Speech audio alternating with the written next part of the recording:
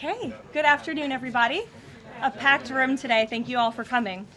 President Trump is making America affordable again through his proven economic formula of powerful tariffs, fair trade deals, massive middle-class tax cuts, energy dominance, and aggressive deregulation.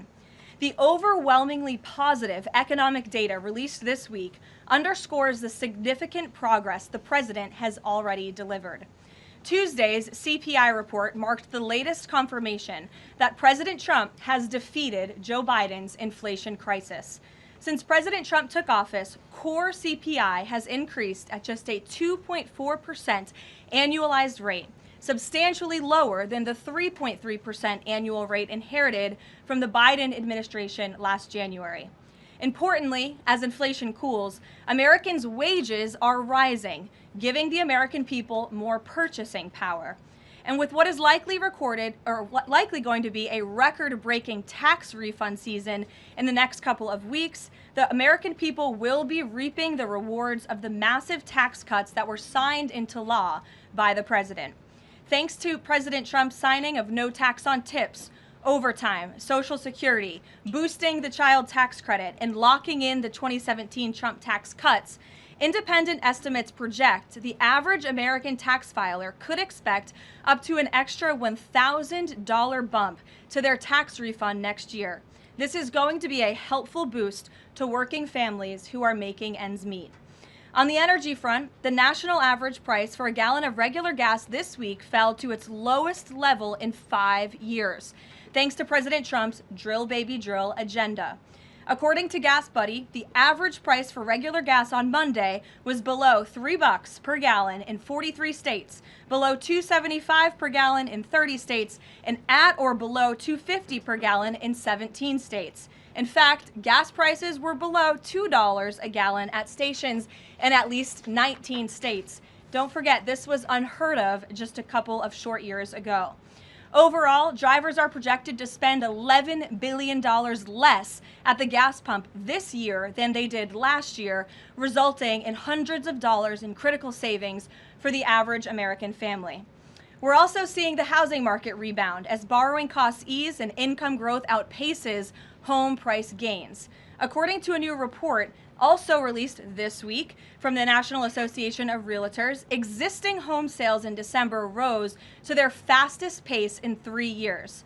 To further improve housing affordability, President Trump has recently announced and directed Fannie and Freddie to purchase $200 billion worth of mortgage bonds. As a result of these actions, mortgage rates have fallen to their lowest level in years. As of last Friday, rates for the average 30-year mortgage are down more than 1 full percentage point. Because of these significant declines, monthly housing payments are now at their lowest level in 2 years, and we expect this decrease to continue. As someone who was enormously successful in real estate, President Trump understands that owning a home is about more than just having a physical asset. It's about empowering young people to stake their claim in the American dream. It's about giving newlyweds a place to make their own and start a family. It's about promoting the spirit of hard work, determination, and yes, the rugged individualism that has made America the greatest country in the history of the world. President Trump knows America is strongest when it's a nation of owners, not renters, and he is determined to unlock that opportunity for as many Americans as possible. That's why he will outline additional housing initiatives during his major speech in Davos next week, and we look forward to seeing many of you there. Finally, this morning, President Trump unveiled a healthcare plan for America called the Great Healthcare Plan, and a video message detailing his solutions to lower costs for all Americans and significantly improve our healthcare system. The Great Healthcare Plan will accomplish this through 4 common sense pillars. Number 1, permanently lowering prescription drug prices. Congress can get this done by codifying President Trump's historic Most Favored Nation initiatives into law to guarantee Americans the same low prices for prescription drugs that people in other countries around the world pay. Additionally, by increasing consumer choice by making more verified, safe pharmaceutical drugs available for over-the-counter purchases. Number 2, The Great Healthcare Plan will stop sending big insurance companies billions in extra taxpayer-funded subsidy payments and instead send that money directly to eligible Americans to allow them to buy the health insurance of their choice. Additionally, by funding a cost-sharing reduction program for healthcare plans and ending kickbacks from pharmacy benefit managers to large brokerage middlemen.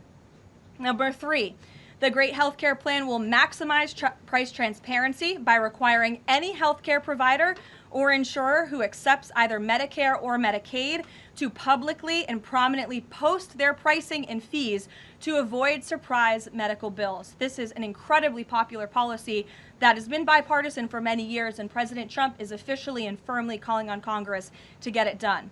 And number 4, holds big insurance companies accountable by requiring them to publish rate and coverage comparisons up front on their websites in plain English so consumers and everyday Americans can make the best purchasing decisions for them and their families.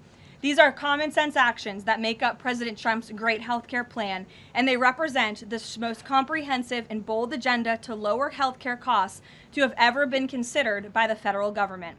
Congress should immediately take up President Trump's plan and pass it into law. For Americans watching at home, you can visit greathealthcare.gov right now for more information on the Great Healthcare Plan.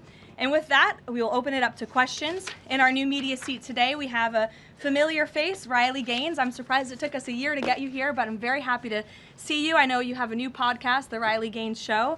And so thank you. And you brought a beautiful baby and your lovely husband too. So thank you so much for joining. And why don't you kick us off? Absolutely. Well, thank you. First and foremost, congratulations to you. Being a girl mom will change your life in the best way possible. So excited you get to shop all the pink and the frilly and the bows. I was in Washington, D.C. earlier this week for the Supreme Court case. There were 2 arguments that were heard surrounding sex-based rights and if it's constitutional for states to pass laws that ultimately protect those rights for women. If the Supreme Court rules as anticipated in favor of maintaining these sex-based rights, is the administration prepared to take action against the states? I believe at this point it's 23 states that don't have those protections for women? Absolutely. And as you know, Riley, the administration already has done so. We've taken action in a number of fronts against these states who are failing to uphold the president's executive orders in this administration's policy of simply protecting women in women's sports and in women's private spaces. We've gone to the mat with large universities in this country as well to try to fight for what's fair and what's just for women and girls across the country. So I know you were at the arguments. I listened to them myself as a woman and as a former athlete, and I think the president speaks on common sense on this issue, that women's sports and private spaces should be protected, and that there are 2 genders, there are 2 sexes. That is not something we should be afraid to say in this country. And I think, frankly, it was quite alarming to not only hear a couple of justices gravel over that basic fundamental biological fact that men and women are different but inherently equal, but we are certainly different, and women deserve such rights. We hope and expect that the Supreme Court will rule in the right way on this matter. Thank you. Gabe. Caroline, thank you very much. A lot to talk about. Sure. What can